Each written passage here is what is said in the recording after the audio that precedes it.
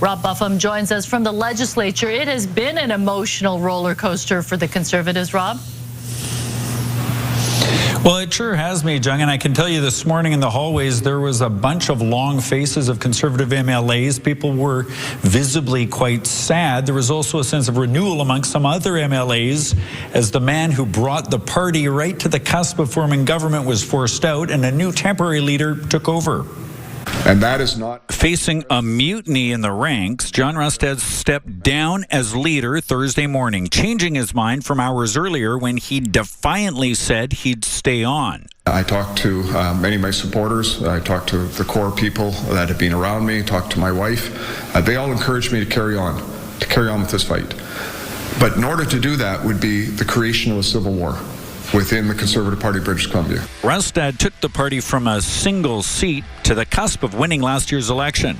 But months of internal strife boiled over into a full-blown revolt Wednesday. 20 caucus members signing letters for Rustad to be removed. It can never be about me. If it becomes about me, then I'm here for the wrong reasons. The new interim leader, Trevor Holford, was joined by most of his caucus, putting on a brave, festive front and vowing to unite to beat the NDP. Today has been an incredibly emotional day for everybody. Paramount to that is John.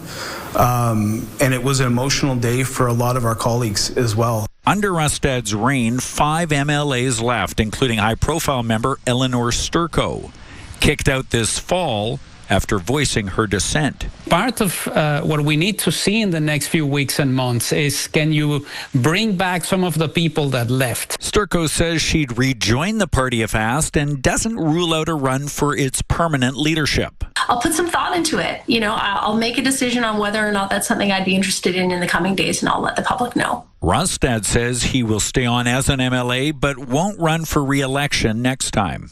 There's nothing in life that people don't look back on and say, I wish I had have or I could have done something different.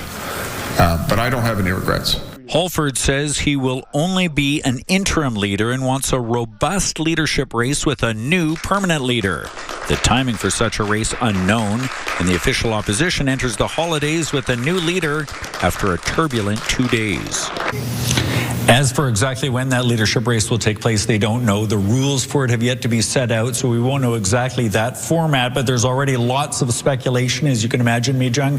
We saw Eleanor Sturco has not ruled it out. Harman Bangu said yesterday he would not rule it out. Names like Peter Millibar or Gavin Dew are also names that have already been speculated as potential leadership challengers. And then, of course, there's people from outside of the caucus, people like Diane Watts or Christy Clark, who I've communicated with the former premier today, and she said she's been asked already by multiple people in the last few hours whether she would do so, and says she has no interest in it, but there will be a lot of interest in who this next leader will be. Mijung. Yeah, it will be interesting to see who enters that race. Thank you, Rob.